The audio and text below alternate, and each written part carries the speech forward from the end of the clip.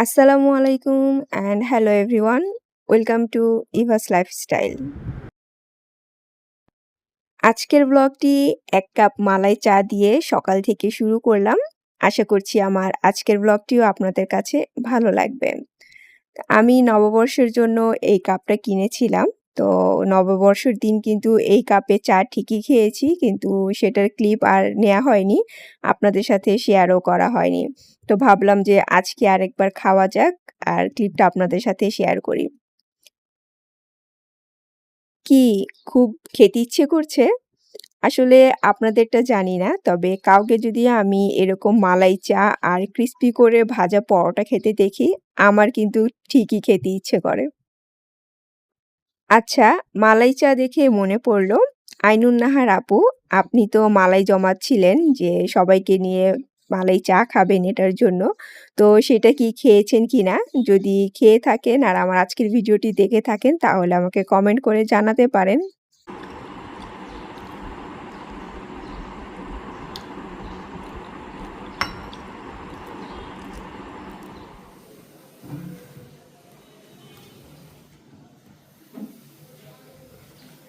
মনে হচ্ছে নিজে নিজে বের হচ্ছে।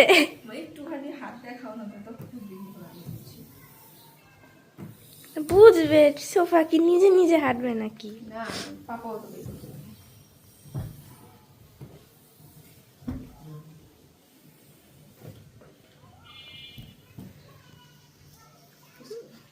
এখনকার কয়েকটা ক্লিপ হচ্ছে অলমোস্ট ২ মাস আগের। তো আমিও টুকিটাকি কিছু কাজ করছিলাম। প্লাস কিচেনে চলে গিয়েছি রান্না করতে। আর এখানের যে কার্টেন্স চেঞ্জ করার কাজ আছে, সেগুলো আমি দিয়েছিলাম লিয়ানাকে আর আরেমকে।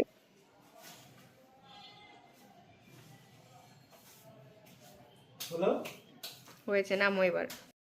আজকে আমি আমার ড্রয়িং রুমের লুকটা একটু চেঞ্জ করছি।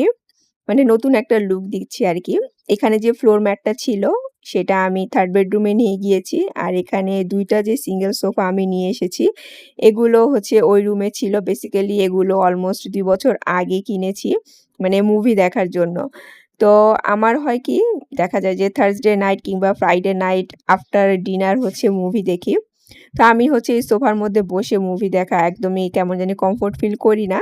আর বাসার মধ্যে হচ্ছে একটু রিল্যাক্স হয়ে শুয়ে বসে মানে যখন যেভাবে মন চায় সিনেমাটা দেখবো।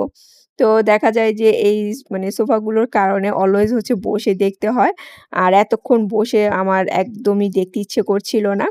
প্লাস হচ্ছে আমি এমনিতেও চাচ্ছিলাম আমার এই মানে সাইডটাতে হচ্ছে ২ টা সিঙ্গেল কোনো সোফা কিনে দেয়ার জন্য। তারপর হঠাৎ করে মনে হলো যে আবার মানে কালারটাও চাচ্ছিলাম যে একটু হোয়াইট গোল্ডেন টাইপের হবে। তো হঠাৎ ভাবলাম যে মানে গ্রিন টাইপের মধ্যে হোয়াইট গোল্ডেন এক্সট্রা করে ২ টা জিনিস হয়তোবা ভালো নাও লাগতে পারে। তারপর আরএমকে জিজ্ঞেস করলাম, কারণ তার পারমিশন লাগবে। সে হচ্ছে আমার চেয়ে বেশি দেখা যায় অলমোস্ট প্রতিদিনই মুভি দেখে আর এই সোফাগুলো হচ্ছে তার জন্যই কেনা। সে খুব কমফোর্টেবল মানে ফিল করে এখানে বসে মুভি দেখতে। তো ভাবলাম যে তাকে জিজ্ঞেস করে নেই। সো আমি ওকে বললাম যে, "আমি হচ্ছে ফ্লোর ম্যাটটা ওইখানে নিতে চাচ্ছি। কারণ আমি মুভি দেখে মজা পাই না। আর এখানের লুকটা চেঞ্জ করতে চাচ্ছি। সো ওই সোফাগুলো বাইরে বের করে ফেলি।" তারপর সে বলল যে, "আচ্ছা ঠিক আছে, তোমার যেটা মন চায় তুমি করো।" তো যেই চিন্তা সেই কাজ। আর এই যে এই কর্নার টেবিল ২ টা তো আমি লাস্ট বার দেখিয়েছি যে কিনেছি। আর এই ফ্লাওয়ার ভাস, ফ্লাওয়ার এগুলো সবই আমার ঘরে ছিল। তো নতুন করে হচ্ছে এভাবে আমি একটু করে সাজিয়ে নিলাম। যদিও পুরোপুরি এখনো হয়নি। কিছু টাচ আপ বাকি আছে। সো সেগুলো যখন হবে তখন তো আপনাদেরকে দেখাবোই।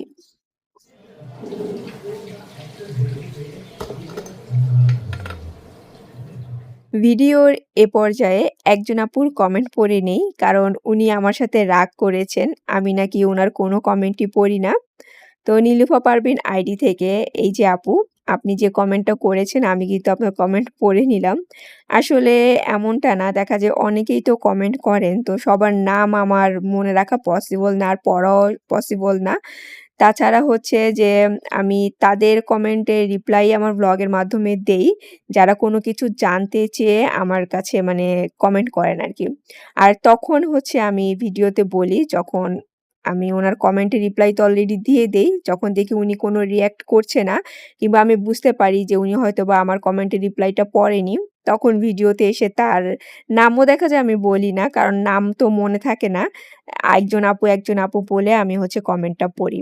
তবে মোস্ট অফ টাইমই দেখা যায় যে লাভলি আপুর নামটা বেশি বলা হয়। কারণ উনি এমন এত মজার কমেন্ট করেন, যার কারণে দেখা যায় যে উনার নামটা আমার বেশি নেয়া হয়। আপনার কমেন্ট না পড়ার জন্য এক্সট্রিমলি সরি আপু।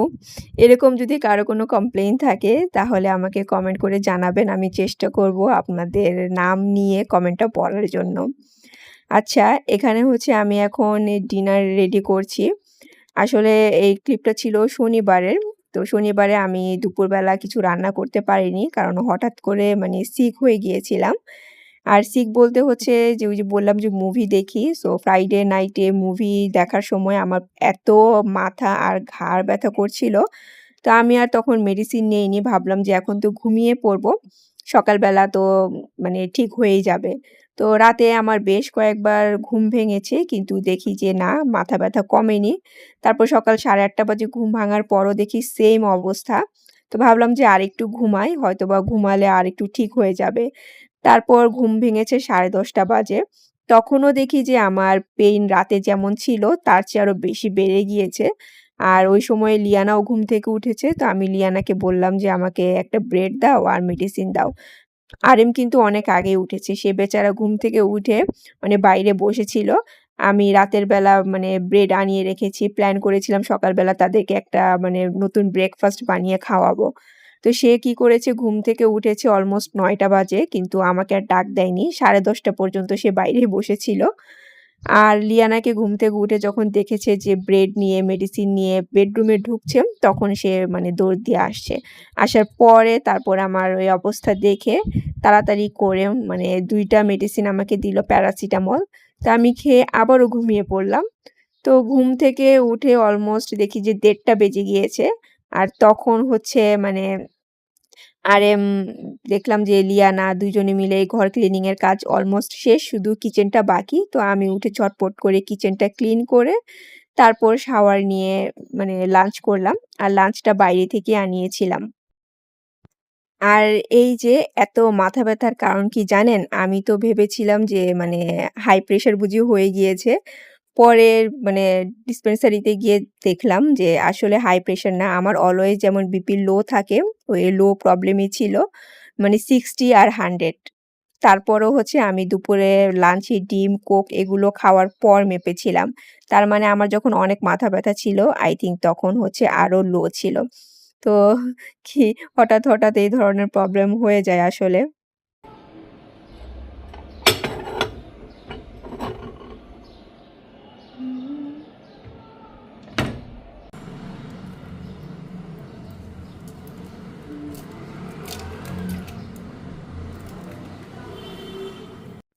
আমার মাঝে মধ্যে হঠাৎ করে কি সব জিনিস যে বানাতে ইচ্ছে করে জানেন না। অনেক সময় দেখা যায় যে রান্না করছি একটা, তো রান্না করতে মাথার মধ্যে চিন্তা হলো যে আমি এই জিনিসটা বানাবো। আর বানাবো মানে আমাকে তখনই বানাতে হবে। ঝটপট ওই কাজটা শেষ করে রান্নাটা শেষ করে তারপর হচ্ছে আমি আরেকটা কাজ শুরু করে দেই। যেমন আজকে এখন কিন্তু অলমোস্ট লিয়ানাকে আনতে যাওয়ার সময় হয়ে আসছে আমার। তা আমি এই পর্যায়ে এসেছি একটা ডেজার্ট বানানোর জন্য। তার কারণ হচ্ছে ওই যে বলেছিলাম যে ব্রেড আনিয়েছি, ব্রেকফাস্ট রেডি করব। তো সেই ব্রেকফাস্ট তো আর খাওয়া হয়নি। আর এতগুলো ব্রেড দেখা যায় নরমালি প্রতিদিন আমরা খেতেও পারি না। তো কিছু লেফট ওভার ছিল। তো ভাবলাম যে এটা দিয়ে কি ডেজার্ট বানানো যায়। তারপর সেদিন হচ্ছে Instagram এ একটা মানে রেসিপি দেখলাম যে খুবই অল্প সময়ের মধ্যে ব্রেড দিয়ে একটা ডেজার্ট হয়। তো ভাবলাম যে কেন না এটাই ট্রাই করি আজকে। সেই সাথে যেকোনো রেসিপি দেখার পরই কিন্তু আমি সবার আগে চিন্তা করি যে তারা যেসব জিনিসপত্র দিয়েছে সেগুলো আমার ঘরে আছে কিনা। আর যদি নাও থাকে কিংবা অল্টারনেটিভ কোনো কিছু মানে ইউজ করে বানানো যায় কিনা। যদি চিন্তা করে দেখি যে হ্যাঁ, এটার অল্টারনেটিভ এটা দেয়া যায় কিংবা সেম টু সেম সব ধরনের ইনগ্রিডিয়েন্টস আছে, তখন কিন্তু আমি সেই রেসিপি বানানোতে চলে আসি। তো এই যে আমার হচ্ছে এটা বানাতে বেশি একটা সময় লাগবে না। তাই ভাবলাম যে এখনই ট্রাই করা যাক। এখানে হচ্ছে আমি ৩ থেকে ৪ স্লাইস হচ্ছে ব্রেড নিয়েছি। আর ব্রেডগুলোকে এভাবে ছোট করে কেটে একটা ওভেন প্রুফ বাটিতে নিয়েছি। তারপর একটু আগে আমি একটা যে মিক্সচার বানালাম, তো মিক্সচারটা কিভাবে বানিয়েছি সেটা বলে দেই। একটা ডিম নিয়েছি, তারপর দুধ, সামান্য কাস্টার্ড পাউডার, কনডেন্সড মিল্ক, অল্প একটু লবণ, তারপর চিনি আর ভ্যানিলা এসেন্স। এগুলো দিয়ে মিক্সচারটা বানিয়ে এখন হচ্ছে আমি এই ব্রেডের উপর এভাবে স্প্রেড করে দিয়ে দিলাম। তবে এখানে আমি একটা মিস্টেক করেছি। মানে কি মিস্টেক করেছি সেটাও আপনাদেরকে বলবো। আপনারা ওইটা না করে যেভাবে আমি বলবো ওইভাবে ট্রাই করতে পারেন। তো এরপর উপর দিয়ে আমি কিছু ব্ল্যাক মানে কিশমিশ দিয়ে দিচ্ছি দেখার সৌন্দর্যের জন্য। তারপর এটাকে আমি হচ্ছে জাস্ট ১২ মিনিটের জন্য ওভেনে বেক করে নিবো। আফটার 12 মিনিটস ব্রেড ডেজার্টটা কিন্তু একদম রেডি। তো এটা টোটাল হচ্ছে আপনার 15 মিনিটস লেগেছে। 3 মিনিটস আমার সবকিছু প্রিপেয়ার করতে লেগেছে আর 12 মিনিটস হচ্ছে এটা বেক হতে লেগেছে। সো 15 মিনিটে দেখেন কত মজার একটা ডেজার্ট ব্রেড দিয়ে আমি রেডি করে ফেললাম। তো এখন এটা হচ্ছে ঢেকে আমি মানে একটু ঠান্ডা হওয়ার পর তারপর ফ্রিজে রেখে দিব। লিয়ানা হচ্ছে এখন ডেজার্টটা ট্রাই করছে। সো সে ট্রাই করে আমাকে এখন রিভিউ দিবে কেমন হয়েছে খেতে।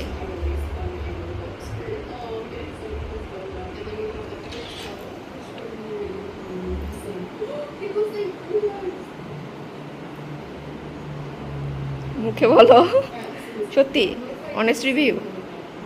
Thank you. এই ধরনের হুটহাট ডেজার্ট কিন্তু আমি বানাই লিয়ানার জন্য। কারণ ওই যে আফটার লাঞ্চ আর ডিনার তার ডেজার্ট খেতে অনেক ভালো লাগে। আচ্ছা মিস্টেকটা কি করেছি সেটা একটু বলে দেই। সেটা হচ্ছে আমি যখন দুধ আর ডিমের মিক্সচারটা উপরে স্প্রেড করে দিলাম, মানে এইটা দিয়ে হচ্ছে পুরোটাকে ভালোমতো মিক্স করে তারপর নিচে যেন বেশ অনেকখানি দুধ আর ডিমের মিক্সচারটা থাকে, সেই পর্যায়ে হচ্ছে ওভেনে বেক করতে হবে। তো আমার যেটা হয়েছে উপরটা হচ্ছে ড্রাই হয়ে গিয়েছে আর নিচেরটা হচ্ছে সফট ছিল। তো ওভেন থেকে বেক করার পর যখন গরম অবস্থাতে খেয়েছি তখন বেশ মজা লেগেছে। কারণ উপরটা ক্রিসপি ছিল আর নিচেরটা হচ্ছে জুসি ছিল। কিন্তু ফ্রিজে রাখার পর হয়েছে কি উপরের অংশটুকুতে যেহেতু মানে দুধ ছিল না, যার কারণে হচ্ছে অনেক বেশি ড্রাই হয়ে গিয়েছিল। আর নিচের অংশটা খেতে বেশ তখন আবার ভালো লাগছিল কারণ অনেক সফট ছিল। সো চেষ্টা করবেন পুরোটা ব্রেড যেন ডিম দুধের মিক্সচার দিয়ে কাভার থাকে। তখন হচ্ছে এটা আপনারা যখন মানে ফ্রিজে রেখে খাবেন তখন হচ্ছে আর মানে এরকম ড্রাই থাকবে না, সফট থাকবে তখন খেতে মজা লাগবে। তো যাই হোক এখানে হচ্ছে আমি মানে সেটা কি বানাচ্ছি? মানে সন্ধ্যার একটা স্ন্যাকস বানাচ্ছি। তবে বানাতে চেয়েছিলাম একরকম করে কিন্তু এখন আমাকে আরেক রকম করে বানাতে হচ্ছে। তার কারণ হচ্ছে এই স্ন্যাকসটা বানাতে হলে সম্পূর্ণটা ওভেনে দিতে হয় আর কারেন্ট নেই। সো কারেন্ট না থাকলে তো আমাকে চুলাতেই রেডি করতে হবে। যেহেতু সবকিছু প্রিপারেশন নিয়ে নিয়েছি তো ভাবলাম যে অল্টারনেটিভ ভাবে করে ফেলি। অবশ্য আমার বাসায় কারেন্ট গেলে দেখা যায় 10 to 15 মিনিটস এর মধ্যে চলে আসে। তো আমি চাইলে ওয়েট করতে পারতাম। কিন্তু ওই সময় অলরেডি হচ্ছে অনেক মানে টাইম হয়ে গিয়েছিল। ৭ টা ওভার হয়ে গিয়েছিল। তা আমি যদি ওয়েট করতাম তো দেখা যেত যে মানে অনেক রাত হয়ে যেত। তো ভাবলাম যে চুলাতেই করে ফেলি। তো যাই হোক লাস্ট ভ্লগে আমার ঘি আর সেন্টার টেবিল দেখে মানে এত আপুরা কমেন্ট করেছেন যে কি বলবো। আপনাদের এত কমেন্ট দেখে আমার কাছে মনে হচ্ছিল যে আমি প্রমোশনাল ভিডিও শুরু করে দেই। কারণ এই যে ফ্রি এত অ্যাডভার্টাইজ করি আমি জিনিসপত্রের যে কি বলবো। তো যাই হোক ঘি যে পেজ থেকে কিনেছি আর যেসব আপুরা কমেন্ট করেছেন আমি কিন্তু আপনাদের কমেন্টের রিপ্লাইতে লিঙ্কটা দিয়ে দিয়েছি। কাইন্ডলি আপনারা আপনাদের কমেন্টটা চেক করে নিবেন। সেই সাথে হচ্ছে সেন্টার টেবিলের লিঙ্কটা আমি আপনাদেরকে দিতে পারিনি। কারণ যেহেতু অনেক আগে কিনেছি সো পেজটা আমি খুঁজে পাচ্ছিলাম না। তো ফাইনালি এখন পেয়েছি। আর আমি আজকের যে ভিডিওটা দিব এই ভিডিওর ডেসক্রিপশন বক্সে হচ্ছে লিঙ্কটা দিয়ে দিব। আপনারা কাইন্ডলি হচ্ছে ডেসক্রিপশন বক্সটা চেক করবেন। তাছাড়া আলাদা করে দেইনি কারণ হচ্ছে বেশ অনেক আপুরা কমেন্ট করেছেন। সো আলাদা করে দিতে গেলে একটু টাইম লেগে যাবে। আপনাদের কমেন্টের রিপ্লাই আর কথা বলতে আমি কিন্তু অলমোস্ট অনেক কাজই করে নিয়েছি।